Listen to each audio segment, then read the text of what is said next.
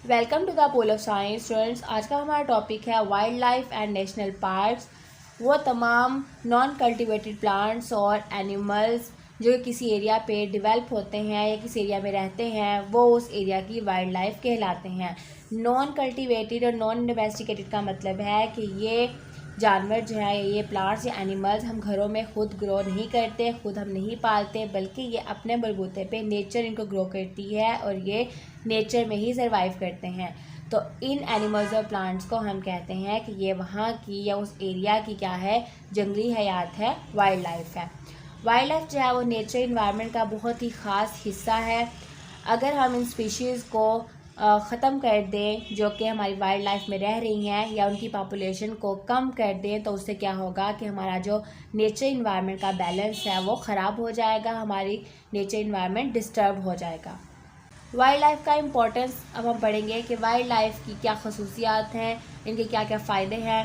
बहुत से प्रोडक्ट्स, ये बहुत सी चीज़ें हमें वाइल्ड लाइफ से हासिल होती हैं, जिनको हम अपने घरों में यूज़ करते हैं, अपनी इंडस्ट्री में इस्तेमाल करते हैं, अपनी खेती बाड़ी यानी एग्रीकल्चर में इस्तेमाल करते हैं, खाने में यूज़ करते हैं, टिम्बर यानी दरख्त वगैरह बनाने में इस्तेमाल करते हैं, बिल्डिंग्स या बांस बनाने में इस्तेमाल करते हैं, और मेडिसिन या अद्वियात बनाने में इस्तेमाल करते हैं। वाइल्ड लाइफ जो है ये नेचर को बैलेंस मेंटेन करने में हेल्प करती है।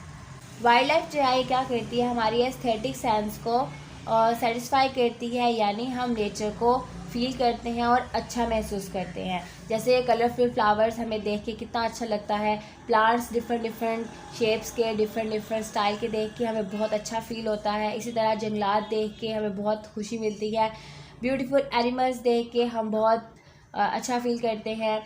Hunting of animals add to our happiness. इसके अलावा हम जब एनिमल्स का, जानवर का शिकार करते हैं तो हमें बहुत ही खुशी फील होती है। तो ये सारी चीज़ें जो हैं वाइल्ड लाइफ हमारी इन्हांस करता है, हमारी पूरी करता है। वाइल्ड लाइफ आजकल की जो है उसमें बहुत डिफरेंट किस्म के प्लांट्स और एनिमल्स पाए जाते हैं, जो कि फ्यूचर में भी डिफरेंट डेवलप होंगे, यानी जिनको हम फ्यूचर में भी डिस्कवर करेंगे। अब है नेक्स्ट, इंडेंजर स्पीशीज़ क्या होती हैं। इंडेंजर स्पीशीज़ कहते हैं नापैद स्पीशीज़, यानी जो इस दुनिया में पहले मौजूद थी स्पीशीज़ लेकिन अब उनका नामो निशान भी नहीं है, तो इनको बोलते हैं नापैद स्पीशीज़ यानी इंडेंजर स्पीशीज़। या फिर वो स्पीशीज़ जो कि कम हो रही है जिनकी तादाद, और वो आहिस्ता आहिस्ता इस दुनिया से ख़त्म हो जाएंगी, उन स्पीशीज़ को भी हम इंडेंजर स्पीशीज़ में कंसीडर करते हैं। हमारे पाकिस्तान में मैमल्स जो हैं उनकी 200 स्पीशीज़ पाई जाती हैं, बर्ड्स की 600 स्पीशीज़ पाई जाती हैं, रिप्टाइल्स की 150 स्पीशीज़ पाई जाती हैं, और 700 डिफरेंट टाइप्स की फ़िशेज़ जो हैं वो पाकिस्तान में पाई जाती हैं। अब जब हम इनके हैबिटेट्स को ख़त्म करते हैं, डिस्टर्ब करते हैं, और उसकी वजह से स्पीशीज़ इंडेंजर चले जाती हैं, यानी नापैद हो जाती हैं।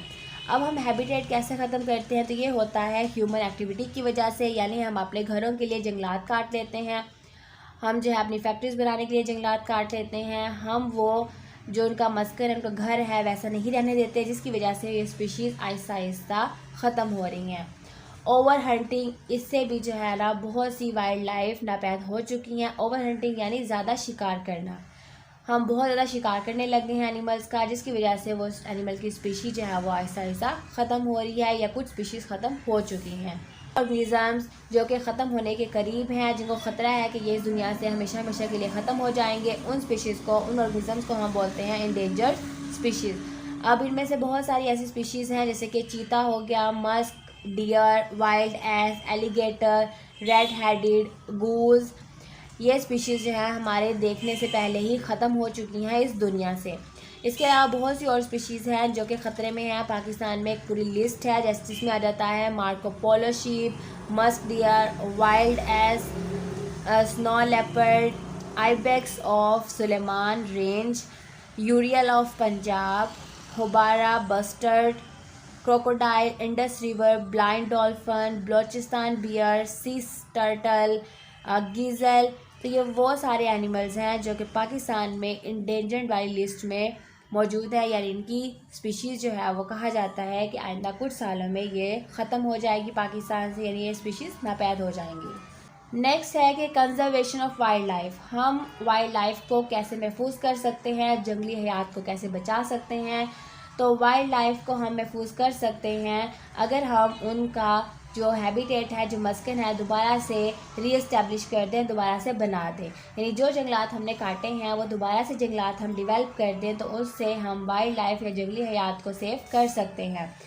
इस पर्पज़ के लिए हमें क्या करना पड़ेगा, कुछ एरियाज़ को मुख्तस करना पड़ेगा कि यहाँ पे हम जंगलात बनाएंगे और वाइल्ड लाइफ जो है वहाँ पे रहेगी। यानी हमें वो एरिया स्पेसिफिक उन स्पीशीज़ के लिए प्लेस करना पड़ेगा, मार्क करना पड़ेगा, यानी वहाँ पे कोई और चीज़ या बिल्डिंग या घर नहीं बनेगा।